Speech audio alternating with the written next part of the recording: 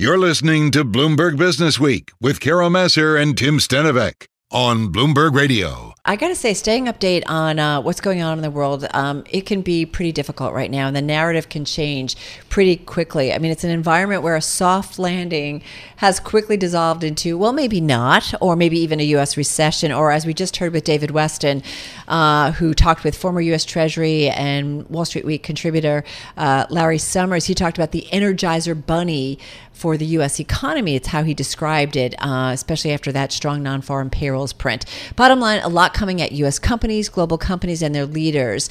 We have a great guest to kind of give us some perspective and what can help leaders in this type of environment. We talked with her about 3 years ago about her then latest book, Uncommon Service. Joining us once again is Frances Frei, professor of technology and operations management at Harvard Business School. Her new book out, Move Fast and Fix Things, The Trusted Leader's Guide to Solving Hard Problems. She co-authored with Ann Morris. The two also co-host the TED podcast Fixable. She's joining us on Zoom from Boston, Massachusetts.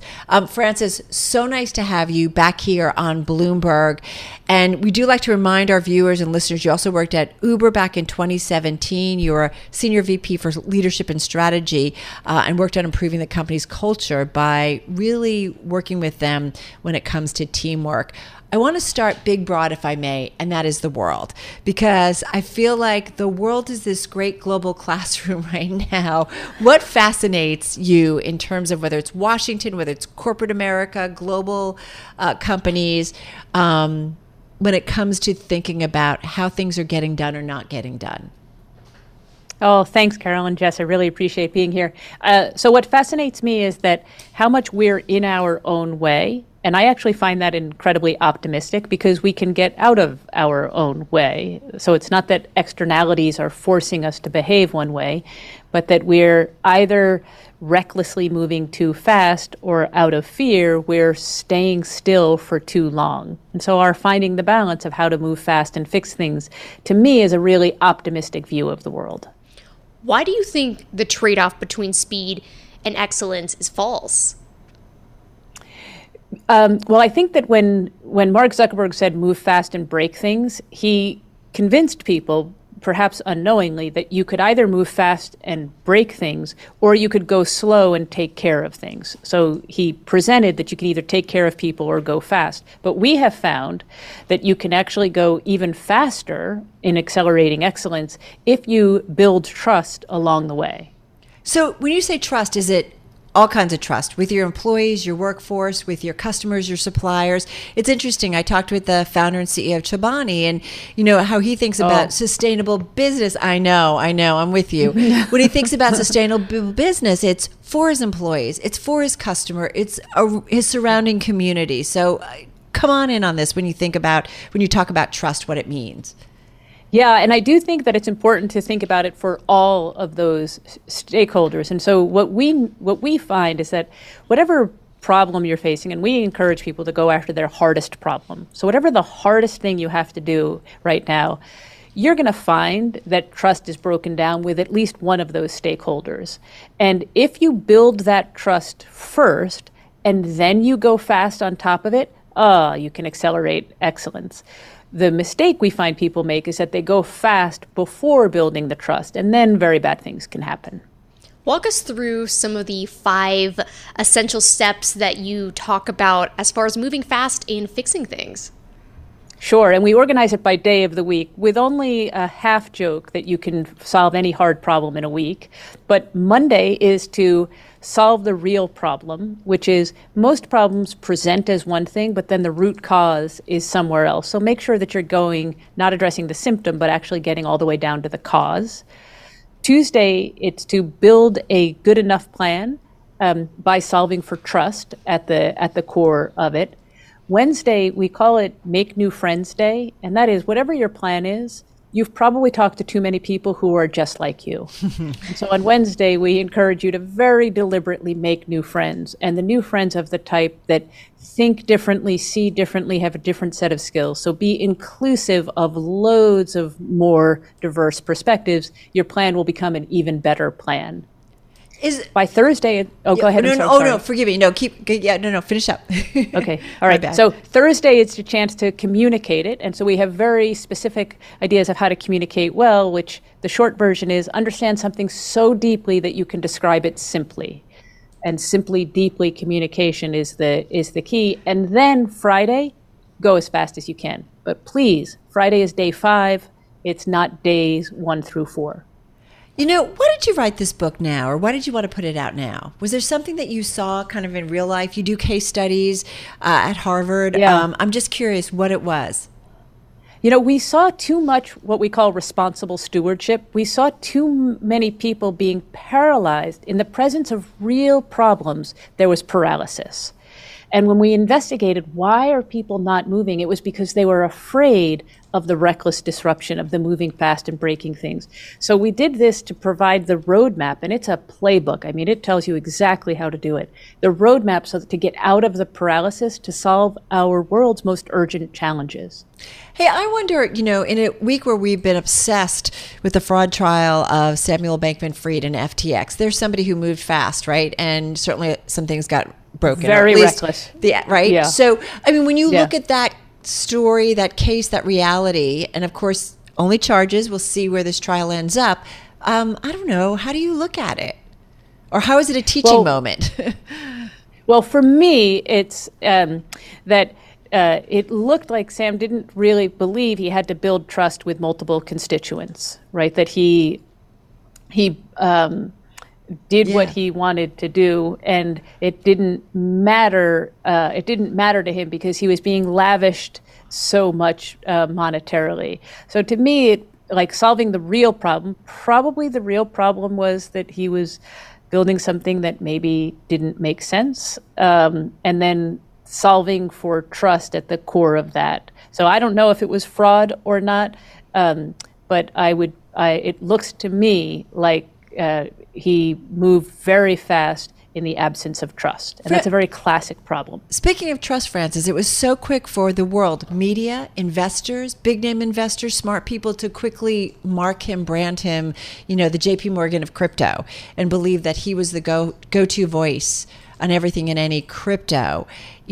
How do you think about that as well? I mean, fool me, fool me once, shame on you. Fool me twice, Theranos. We've all been fooled more than twice, right? Yeah, so, what is that about? My positive spin on it is that we are all it taps into our optimism that there is a dramatically better way, and that it will be individuals that bring us there.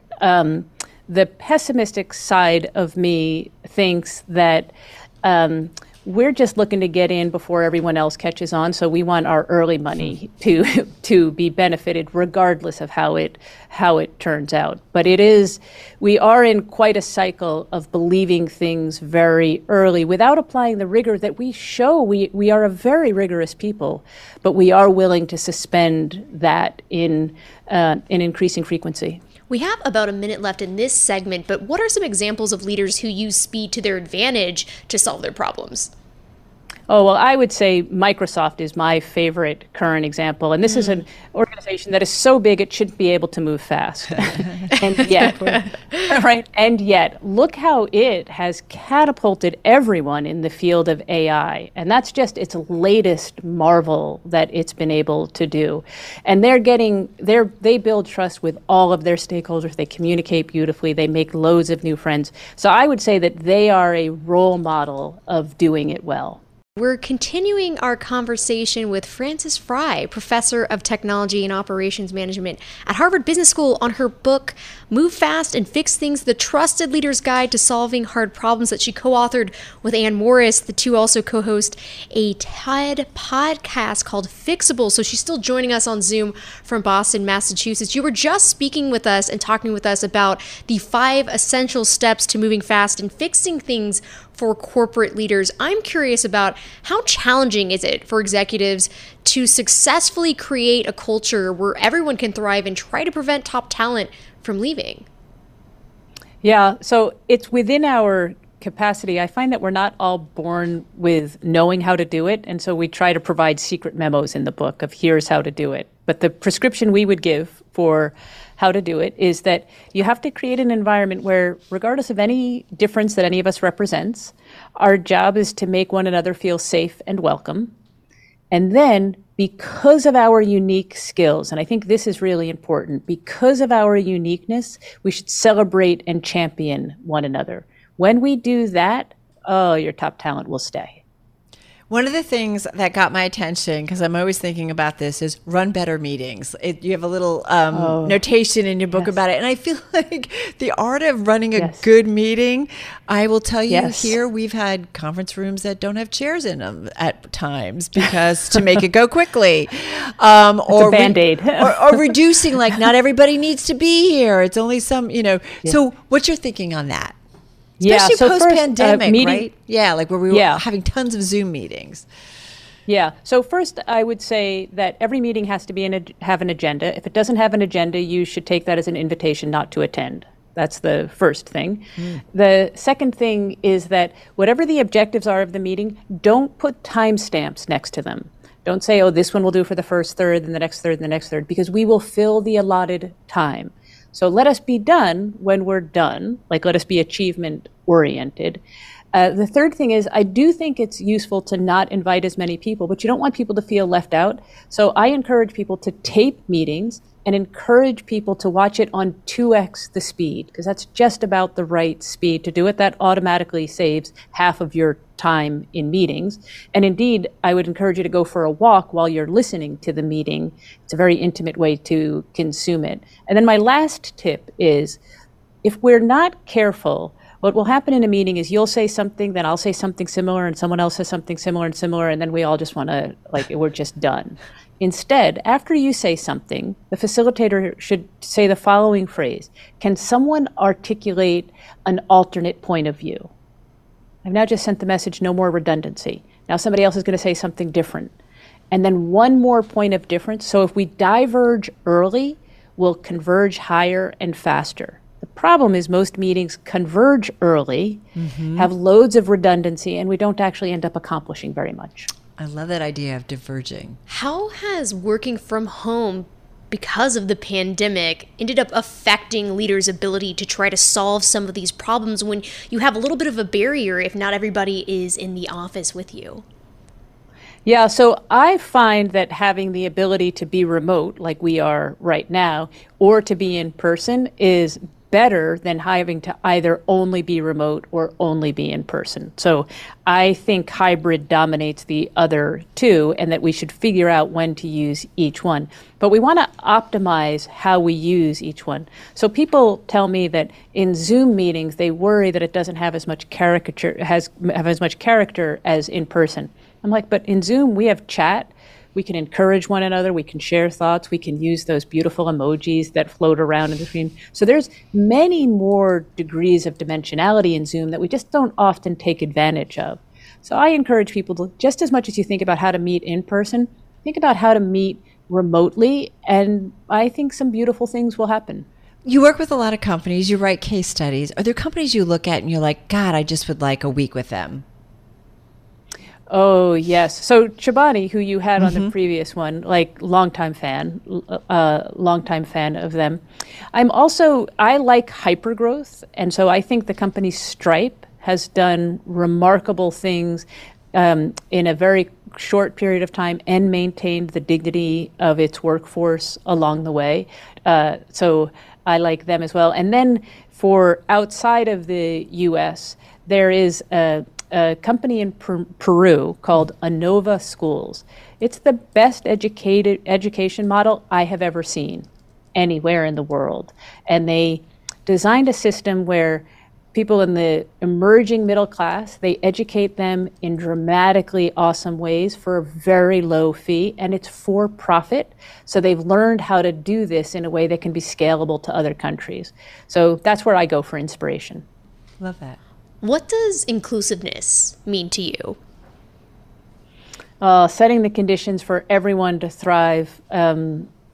despite any differences that they have, and realizing that we really like people who are really like us. And so we should try to learn the behavior of how to set the conditions for people who are not like us to also thrive.